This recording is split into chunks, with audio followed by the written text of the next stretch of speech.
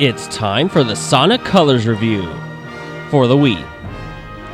Before we start, I would just like to say, hooray! This is my second anniversary review, and I would just like to say thank you to all of you who have supported me throughout the years. It's been very fun reviewing games since I started back on June 9, 2009, so thank you again to all my viewers and subscribers. You guys and gals are awesome. So here we go, on to the review. So I know I'm going to get asked this, so I'll just say my answer right now. I think Sonic Colors is an okay name. It's not the best, but I understand why Sonic Team decided to go with it. The story in this game is about...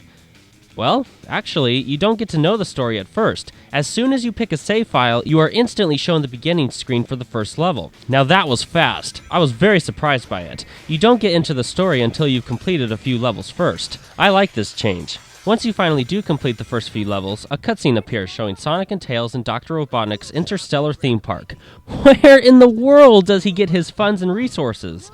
Oh, Dr. Robotnik, that's what we love about you. So full of mystery, evilness, and blubber. Anyway, Sonic and Tails have found an alien and Tails is trying to communicate with it. You find out that, surprisingly, Dr. Robotnik is trying to take over the universe this time by harnessing the powers of the aliens, which are called Wisps. So of course, it's up to you to stop him with Sonic. Remember when people said that they loved the daytime stages in Sonic Unleashed, and that they wish Sonic Team would create a game with just daytime levels and forget the nighttime stages? Well, that's exactly what Sonic Colors is. In each stage, you will get to play as Sonic in a 3D environment, as well as a 2.5D. The game is very fast, and it gets even faster when you use Sonic's boost ability. As you first start playing the game, you will find white wisps throughout the stages, which when obtained by Sonic, will fill up his boost gauge. As I just said, you can use this boost to run super fast throughout the stages, and as an added bonus, nearby rings will fly to you, which is pretty cool. All this, and more, well, just that, can be done as long as you have energy in the gauge. Now, as you play through, you will find new wisps which, when obtained, can give Sonic a new ability temporarily. One of them is the laser ability. When you obtain the laser wisp, shake the Wiimote to send a guideline protruding from Sonic, and when the line is set to where you want it, Sonic will shoot in the direction of the guideline at a blistering speed. There are many parts and levels where you can shoot at crystals, which are set to send Sonic on a predestined path, usually filled with rings and/or enemies to explode. Very cool. Another wisp gives Sonic the drill ability. If Sonic is standing on the correct ground, he can turn into a speedy drill which can open up new paths to take, as well as getting more rings and items. Now make sure you get to the top of the land or in a safe zone underground before the drill gauge is depleted, or else you will die. And will have to start from your last checkpoint. One of my favorite wisp powers is when Sonic turns into this green hover thing. At first I was like, okay, so he hovers slowly? Maybe I should read the manual first, because if you can find a path of rings, Sonic can follow them in this form, which I thought was really cool. There are a few more wisp powers which are all very cool, as you will see in the footage later on. The main menu map will show you Dr. Robotnik's entire theme park. You can point and click to which part of the park you want to play levels in. While in an area of the park, the map is set up like Sonic Shuffle. Anyone remember?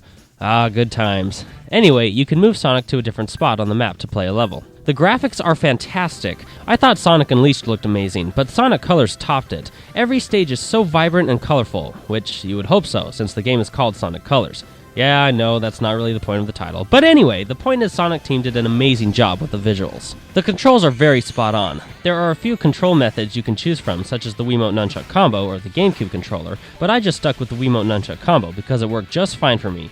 The only thing I can really find an issue with is controlling Sonic while he's jumping when in a 2.5D part of the level. Sometimes it could become a hassle in trying to direct him somewhere while he's in the air, because it sometimes felt he could stop on a dime while in midair, which happens if you let go of the control stick too soon, therefore he would fall too soon rather than where you wanted him to go. Or sometimes he would move too fast. I know, Sonic, too fast, while in the air, and he would go too far. Other than those annoyances, the controls were virtually perfect. The level designs were very well done. The only thing I wish the developers did differently was giving more time to the 3D parts in the stages. The 2.5D areas are cool and fun, but I like the 3D areas the best. This game offers a lot of replayability. Due to special red coins scattered throughout each level, there are quite a few different paths you can take in each level, which, by the way, I really liked and appreciated, something I found that Sonic Unleashed didn't have enough of, and being graded at the end of each level can give you incentive to replay the level for the best possible grade. Two things that I noticed that are a disappointment for me is that Sonic doesn't have his spin dash, nor does he have his light speed dash in this game. That totally sucks! I love using those moves.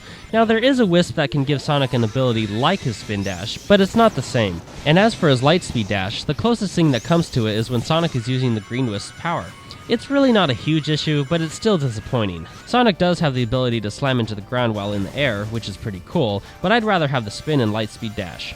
Another disappointment was the enemies. Just look at this. Tell me what's wrong with this picture. Don't you think it would make more sense if the robots charged at Sonic rather than stand in one place? And don't you think it would make sense if, I don't know, their sword slashes actually make contact and hurt Sonic when he's just standing right next to them? The only way he gets hurt by those enemies is if he, yep, you got it, touches them. The voice acting was okay. Well, actually, I'd say the voice acting was pretty good. It was the script that had me rolling my eyes. You can really tell the script was intended for young minds, which is completely fine. It just wasn't for me. And as for Sonic and Tails' new voices, I thought they were okay. It sounds like both of them grew up, which is a good thing for Tails. He finally doesn't sound like a 5-year-old girl. Overall, the voice acting was pretty good. The boss battles were fun, and some of them could be quite challenging, while others were a little too easy.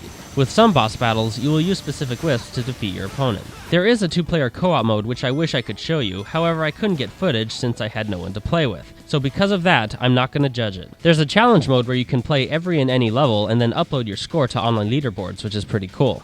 Sonic Colors is an amazing game. For me, this is the best Sonic game since Sonic Adventure 2 Battle for the GameCube.